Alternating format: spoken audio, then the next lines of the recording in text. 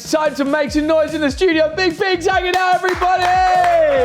Come on! Bubblegum is coming at the beginning of next year. Yeah. And why did you call it Bubblegum? Feels quite sweet and bright and colourful. I mean, but going by, you know, maybe perhaps on This Is What They Meant, like the lyrics are maybe not always like that. No, it's true. And I feel like it's that thing of like, it's sweet but it's bad for you, and it's that kind of like, the idea of bubblegum just feels like it could pop at any minute kind of thing, do you know what I mean? Yeah. So it's like that thing of like when you're in the middle of like a euphoric thing, but you're like, right, this could break any point.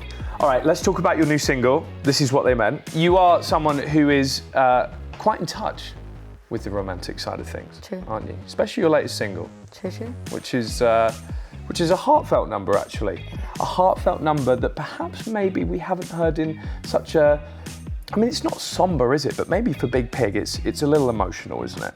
It's more nostalgic to me than it is emotional, I guess. Okay.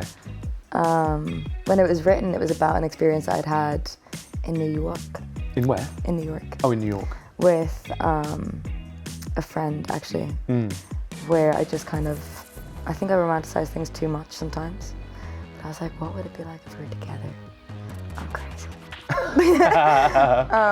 And it was kind of like a reflection on that and missing them a lot and thinking about that night that we had, like going through the city and seeing it through their like eyes. We have also been playing Kerosene and Fun on the show.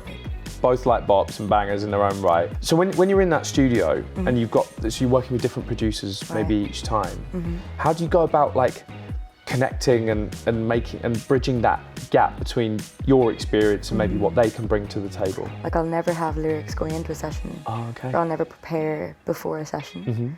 And we'll just kind of figure it out as we go. But I think as well, I love that pressure of like, right, we're here today, the only time that we've got with each other, like what are you gonna say? What do you need to say? Do you know what I mean? I know you like singing Spanish sometimes, don't you?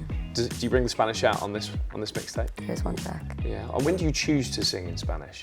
I don't really choose it, to be honest. It just kind of comes out sometimes. Sometimes there are things that you can't say the same way in English. I feel like speaking in like something like Spanish or French, that's a bit more romantic, isn't it? It is. I've been trying my hand at maybe a bit more kind of like romantic talk, but I feel like in British you're sort of like, yeah, you're right, love, nice to meet you, kind of. Yeah. It's not the same, is it? Do you reckon you could maybe sort me out some Spanish phrases? I can try. So this one means your eyes sparkle like the stars. That's beautiful. Lo único más grande que mi cabello que mi cabello es mi higo.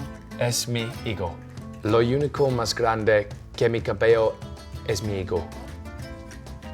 Muy bien. Wow. Just keep the muy bien's coming. Okay, right. Final one. Grab your coat you've pulled.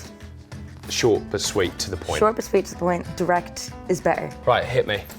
Creí que era un calambre, pero eran hemorrhoides. What was that last word? Hemorrhoides. It does sound suspiciously like hemorrhoids, though. Does it? Yeah. Wow. Where's your mind in the gutter? Creí que era un calambre, pero eran hemorrhoides. Ladies and gentlemen, make some noise. Biig Piig on Gonzo!